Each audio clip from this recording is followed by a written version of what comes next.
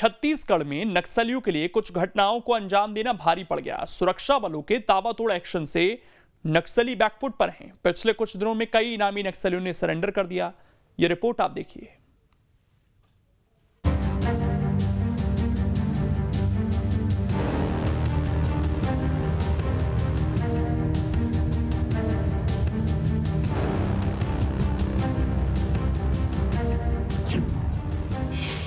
छत्तीसगढ़ में इनामी नक्सलियों का सरेंडर।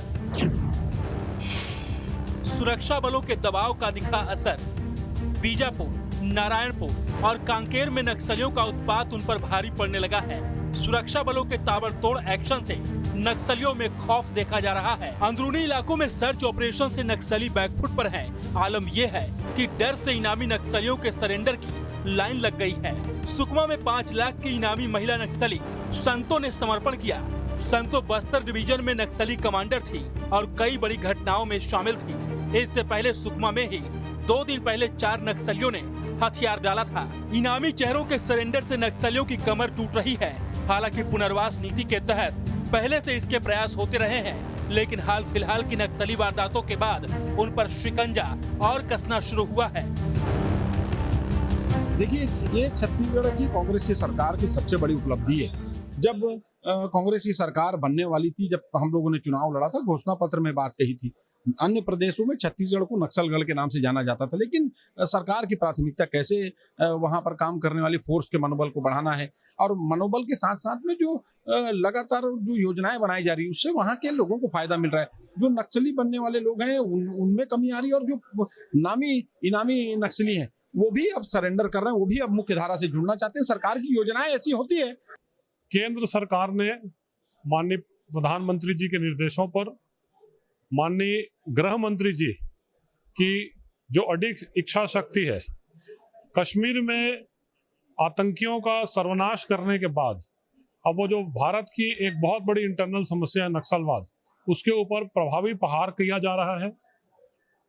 अब जो फोर्सेस हैं वो फोर्सेस को ताकत दी जाती है, उनको असला दिया जा रहा है, उनको सारे तरह की सामग्री दी जा रही है और सारे तरह का मदद दी जा रही है, ताकि ये जो नक्सलवाद का यहाँ पर साया है और नक्सलवाद की ये छाया के जो चल रहा है उसको समाप्त किया जाए।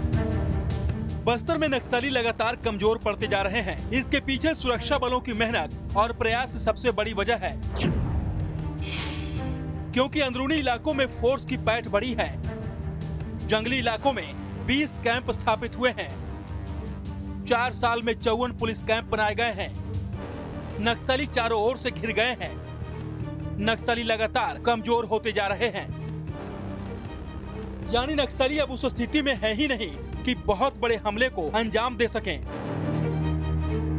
छत्तीसगढ़ में विकास, रोजगार के अवसर उपलब्ध कराने, ग्रामीण अर्थव्यवस्था को मजबूत करने के साथ जो नक्सलियों की घर वापसी के लिए पुनर्वास नीति बनाई गई है, उसका असर हर वर्ष देखने को मिल रहा है कि और जो पुलिस और सेना के जवान नक्सली क्षेत्रों में दबाव बना रहे हैं, जिसका परिणाम ये हो रहा है कि बड़ी संख्या में नक्सली घर वापसी कर रहे हैं और समाज की मुख्य धारा में लौट रहे हैं।